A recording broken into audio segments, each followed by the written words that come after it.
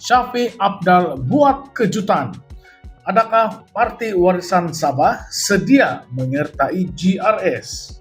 Kontroversi dan perbincangan panas. Kota Kinabalu, satu kejutan politik yang jarang dijangka. Presiden Parti Warisan Datuk Seri Muhammad Syafiee Apdal baru-baru ini membuat kenyataan mengejutkan tentang kesediaan partinya untuk bekerja sama dengan Gabungan Rakyat Sabah GRS. Kenyataan ini mendapat reaksi segera daripada Ketua Pemuda Parti Bersatu Sabah PBS Christopher Mandut yang mengakui ini adalah pertama kali mereka mendengar niat yang dikatakan tulus daripada Syafiee. Menurut Christopher, sebelum ini Warisan lebih kelihatan cenderung untuk bekerja sama dengan UMNO dan bukannya GRS. Namun jika benar Warisan kini bersedia membuka lembaran baru demi kepentingan Sabah, beliau dan kepimpinan GRS sedia menyambut niat itu dengan tangan yang terbuka. Kenyataan Christopher ini jelas menjelaskan keterbukaan GRS untuk menerima mana-mana pihak yang benar-benar berkongsi visi dan misi demi kepentingan rakyat Sabah. Christopher turut menegaskan, jika Warisan serius untuk menyertai perjuangan ini, mereka harus membuat permohonan rasmi kepada GRS. Permohonan itu kemudiannya akan dibawa ke Majelis Tertinggi GRS untuk dibincangkan tentang semangat profesionalisme dan keterbukaan. Ini bukan saja soal politik, tetapi juga soal kepercayaan antara dua entiti politik yang selama ini sering bertembung dengan ideologi dan pendekatan. Perlu diingat, hubungan antara Warisan dan GRS selama ini penuh dengan kritikan terbuka, serangan retorik, dan tuduhan mengenai keutamaan agenda masing-masing.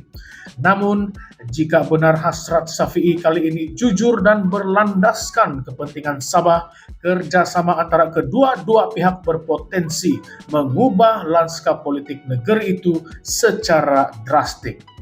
Sejak pilihan raya negeri Sabah 2020, politik Sabah terus bergolek dengan pelbagai isu, termasuklah ketidaksefahaman antara parti-parti utama. Gabungan Rakyat Sabah yang terdiri daripada 8 parti komponen termasuklah PBS, STAR, dan Gagasan Rakyat telah berusaha keras untuk memastikan kestabilan politik di Sabah selepas kemenangan mereka dalam PRN tersebut. Namun, Warisan di bawah kepimpinan Syafiee Apdal terus memainkan peranan sebagai blok pembangkang utama yang lantang mengkritik dasar dan tindakan kerajaan negeri pimpinan GRS. Malah, beberapa cubaan kerjasama sebelum ini dikatakan gagal akibat perbezaan prinsip dan pendekatan antara kedua-dua pihak. Jika tawaran kali ini benar-benar diterima, ia bakal mencipta satu sejarah baru dalam politik Sabah. Namun, kerjasama antara Warisan dan GRS juga tidak datang tanpa risiko. Pertama, terdapat kemungkinan besar berlaku ketegangan dalaman dalam kalangan komponen GRS sendiri. Ada parti yang mungkin tidak selesa dengan kehadiran Warisan dalam gabungan itu, lebih-lebih lagi memandangkan sejarah politik Sabah yang penuh dengan episode pengkhianatan dan lompat parti. Kedua, penyokong tegar Warisan juga mungkin tidak akan menerima keputusan ini dengan mudah. Ramai penyokong Warisan masih melihat GRS sebagai musuh politik utama dan sebarang kerjasama mungkin dilihat sebagai satu bentuk pengkhianatan terhadap prinsip perjuangan asal parti tersebut. Tidak dinafikan, dalam politik terdapat banyak faktor pribadi dan sejarah politik yang mempengaruhi keputusan sesebuah parti. Kerjasama yang melibatkan dua pihak yang pernah menjadi musuh politik boleh dianggap berisiko tinggi. Di samping itu, kita juga tidak boleh menafikan kemungkinan bahwa tawaran ini dibuat dengan agenda tersembunyi. Adakah ini hanya satu taktik politik untuk memastikan kelangsungan kuasa Warisan dalam menghadapi pilihan raya negeri Sabah yang semakin hampir?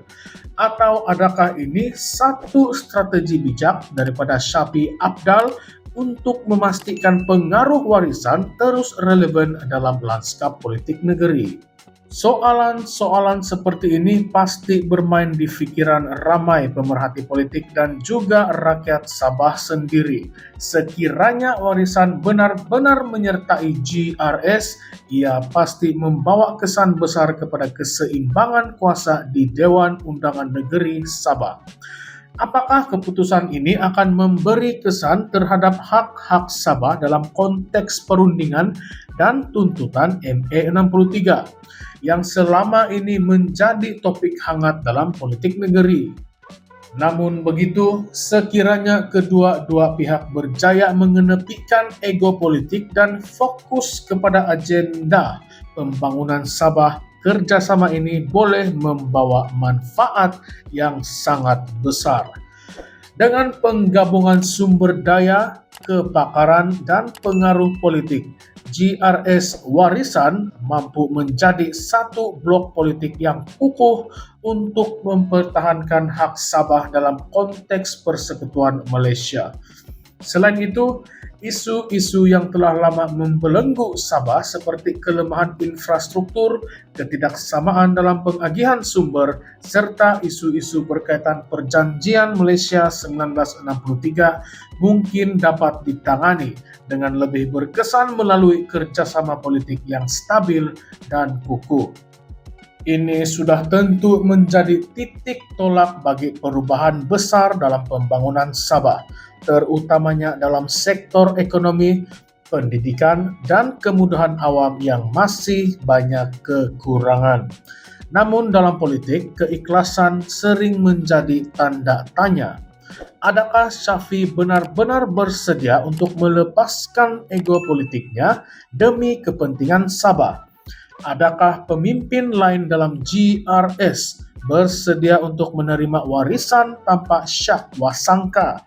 Bagaimana pula dengan reaksi daripada komponen seperti PBS, STAR, dan parti-parti kecil lain dalam gabungan itu? Tidak kurang pentingnya, apakah pendapat rakyat Sabah sendiri? Adakah mereka bersedia untuk menerima kerjasama antara dua entiti politik yang selama ini sering berentap di pentas yang sama? Rakyat Sabah sudah cukup berpengalaman dengan perubahan gabungan politik yang kerap berlaku dan mereka mungkin sudah cukup cerdik untuk melihat lebih jauh daripada retorik politik semata-mata. Kontroversi ini pasti akan terus menjadi topik hangat dalam kalangan penganalisis politik, pemimpin tempatan, dan rakyat Sabah sendiri. Satu perkara yang pasti, politik Sabah sekali lagi berada di persimpangan yang sangat penting. Setiap keputusan yang dibuat oleh kedua-dua pihak akan membawa kesan jangka panjang kepada masa depan negeri itu. Kini, semua mata tertumpu kepada langkah seterusnya daripada Syafi Apdal dan juga pimpinan tertinggi GRS. Adakah mereka akan duduk semeja dan berbincang dengan hati terbuka? Atau adakah ini hanya satu lagi episode retorik politik yang berakhir tanpa sebarang tindakan konkret? Adakah kita akan melihat satu langkah berani dari kedua-dua pihak untuk mengutamakan kepentingan rakyat Sabah, atau hanya akan terus berlarutan dengan pertempuran kepentingan politik yang sempit?